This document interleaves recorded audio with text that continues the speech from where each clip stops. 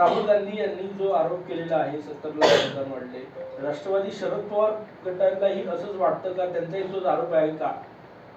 काल राहुल गांधी साहेब यांनी लोकसभेमध्ये जे आरोप केलेत, काल राहुल गांधी साहेबांचं लोकसभेमध्ये अतिशय सुंदर भाषण केलं त्यांनी आणि त्या भाषणामध्ये त्यांनी महाराष्ट्राचा विषय काढला आणि महाराष्ट्राचा विषय काढून कशा पद्धतीनं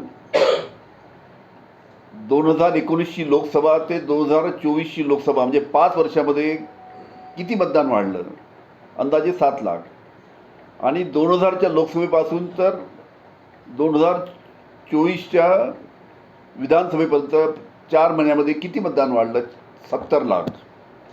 हे 70 लाख जे मतदान वाढलं म्हणजे 5 वर्षात फक्त 7 लाख मतदान वाढतं आणि 4 महिन्यात 70 लाख मतदान वाढतं. त्याच्यामुळे त्यांनी संशय व्यक्त केला की याच्यामध्ये हे मतदान, या मतदानाच्या भरोश्यावरच सध्या महाराष्ट्रामध्ये जे भारतीय जनता पार्टी त्यांच्या मित्र लोकांचं जे सरकार आहे, हे फक्त हे 70 लाख जे मतदान जे जास्तीचं वाढवून करण्यात आलं आणि जशा पद्धतीनं EVMचे घोटाळे झाले त्याच्या माध्यमातून सध्या महाराष्ट्रामध्ये हे भारतीय जनता पार्टीचं सरकार आहे. त्याच्यामुळे त्यांनी हायकोर्टामध्ये सुद्धा आमचे ॲडव्होकेट प्रकाश आंबेडकर साहेब सुद्धा हायकोर्टामध्ये गेले. हायकोर्टाने सुद्धा इलेक्शन कमिशनला डायरेक्टिव्ह देऊन 2 आठवड्यामध्ये संपूर्ण माहिती द्यायला लावली. त्याच्यामुळे हे अतिशय गंभीर प्रकरण आहे. आज महाराष्ट्रामध्ये जे सरकार आहे हे सरकार EVMच्या माध्यमातून इथे आहे. हे EVM सरकार आहे. हे 70 लाख मतदान ज्या पद्धतीनं 4 महिन्यामध्ये म्हणजे 2024ची लोकसभा ते 2024ची विधानसभा या 4 महिन्यामध्ये कसं वाढलं, त्याच्या बाबतीत संपूर्ण माहिती इलेक्शन कमिशनने दिली पाहिजे, नावासहित दिली पाहिजे, मतदारसंघासहित दिली पाहिजे. तेव्हा या सर्व गोष्टी पुढे येतील. आणि सर्व आता सर्वीकडे चर्चा आहे, महाराष्ट्रामध्ये चर्चा आहे की हे सरकार जे इथे आलं हे सरकार EVMमध्ये घोटाळा करून आलेलं सरकार आहे. हे EVM सरकार आहे आणि अशा पद्धतीचे अनेक प्रश्न उपस्थित करत असताना राज्य शासन किंवा केंद्र शासन किंवा इलेक्शन कमिशन याच्याबद्दल काही बोलत नाही. त्याच्यामुळे ही माहिती लवकरात लवकर पुढे आली 70 लाख मतदानाची तर माहीत पडेल की कशा पद्धतीनं महाराष्ट्राच्या 2024च्या निवडणुकीमध्ये घोटाळा झाला हे उघडकीस येईल. आणि हे उघडकीस आलं नाही पाहिजे म्हणून भारतीय जनता पार्टी घाबरते. तुम्ही जे आरोप करता पण कुठले असं सॅम्पल आहे का तुमच्याकडे, म्हणजे कुठल्या मतदारसंघाचं की जिथे तुमच्याकडे असलेली यादी वेगळी आणि प्रत्यक्ष झालेल्या मतदानाची पर्सेंटेज? असं आहे, तुम्ही महाराष्ट्राच्या प्रत्येक मतदारसंघामध्ये पहा. 2019ची लोकसभा ते 2024च्या लोकसभेमध्ये किती मतदान वाढलं 5 वर्षात? 5 वर्षात जर फक्त थोडंसं मतदान वाढतं, 2000-3000 वाढतं आणि 2024च्या विधानसभेत ते 2024च्या लोकसभेमध्ये 2024ची लोकसभा आणि 2024च्या विधानसभेमध्ये समजा 15,000, 16,000, 20,000 वाढतं. तर 5 वर्षामध्ये 2,000 वाढतं आणि पुढच्या 4 महिन्यामध्ये फक्त तुमचं 15,000, 20,000 वाढतं. हे कसं काय होतं? हे कसं काय झालं? आणि या सर्व गोंधळामुळे, या सर्व घोटाळ्यामुळे हे सर्व महाराष्ट्रामध्ये जे निकाल लागलेले आहेत. तुम्ही एक गोष्ट लक्षात ठेवा, 2014मध्ये जेव्हा विधानसभेची निवडणूक महाराष्ट्रामध्ये झाली त्यावेळेस मोदी साहेबांची लाट होती, त्यावेळेस नरेंद्र मोदी साहेबांची लाट होती आणि त्यावेळेस भारतीय जनता पार्टीने महाराष्ट्रामध्ये 288 जागा लढवल्या होत्या, पूर्णच्या पूर्ण मतदारसंघ.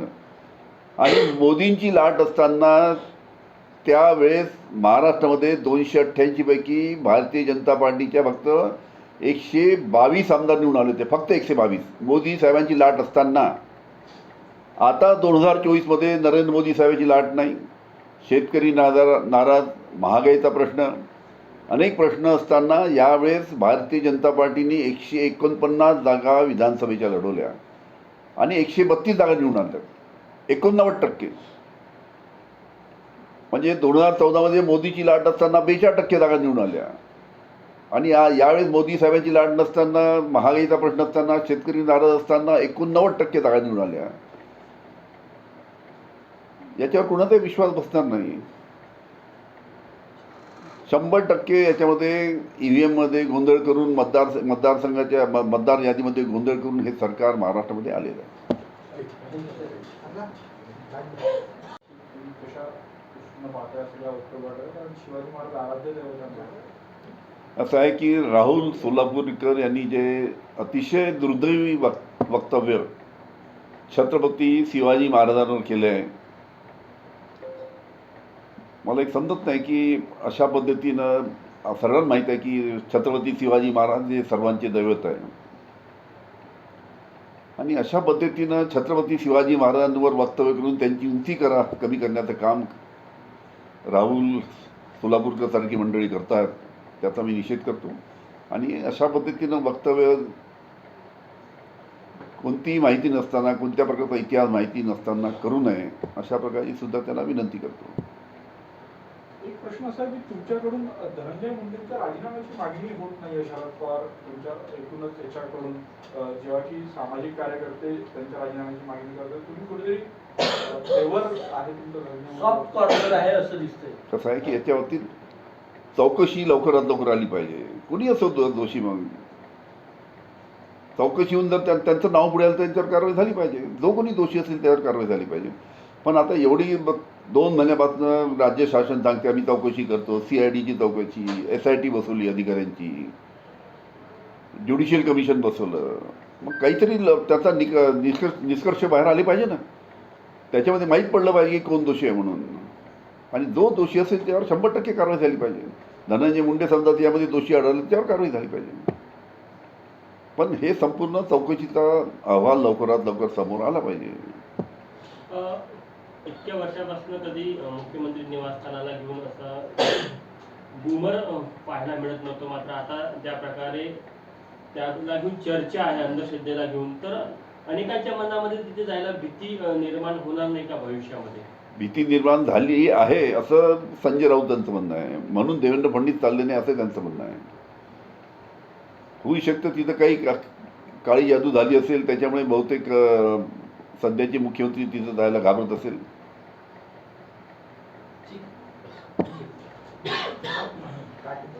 केलेले आहे, DPT मध्ये बदल करण्यात आला असा हे होता, त्या संदर्भातली एक याचिका सुद्धा नाही. असं आहे की या विषयाची याचिका ऑलरेडी नागपूरच्या हायकोर्टामध्ये दाखल करण्यात आलेली आहे, आणि आता हे मॅटर हायकोर्टामध्ये असल्यामुळे तिथं आता त्याची सुनावणी होऊन योग्य तो निर्णय होईल.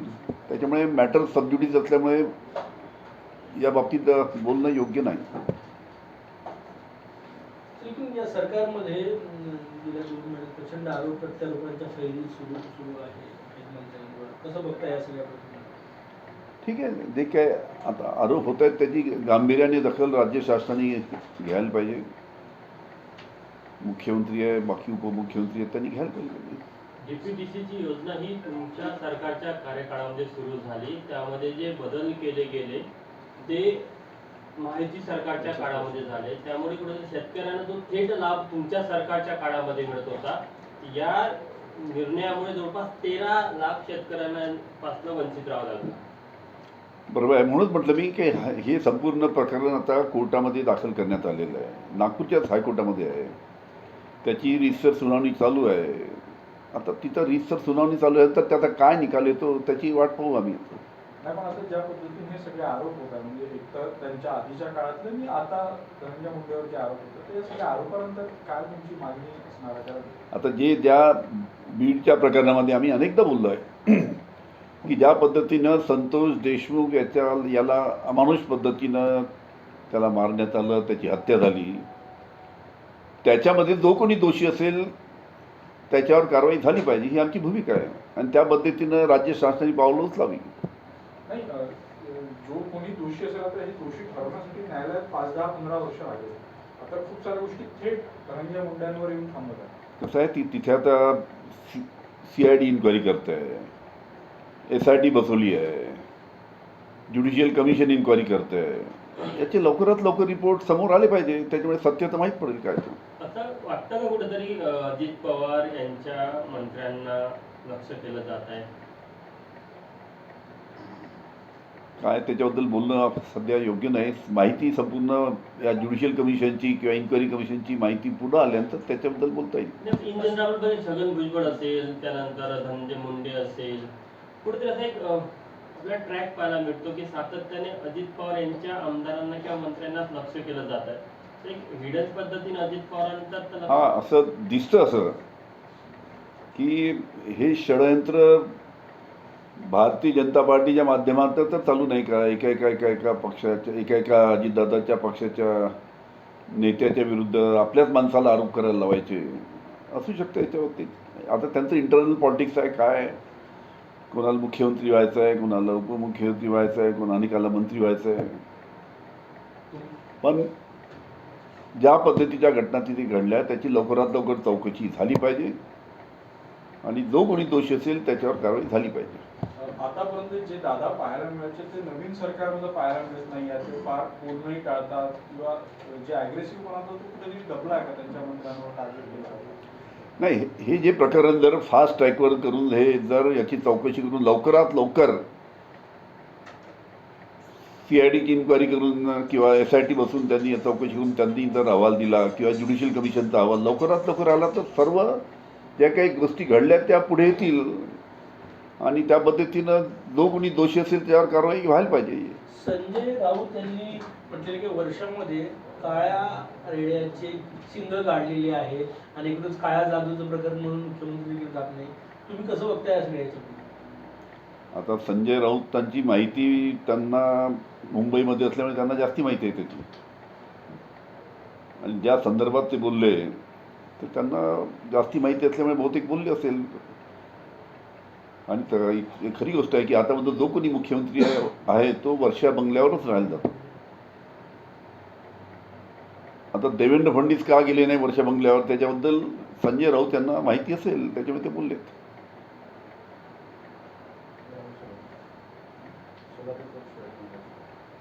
अभिनेते सोलापूरकर यांनी शिवाजी महाराजांच्या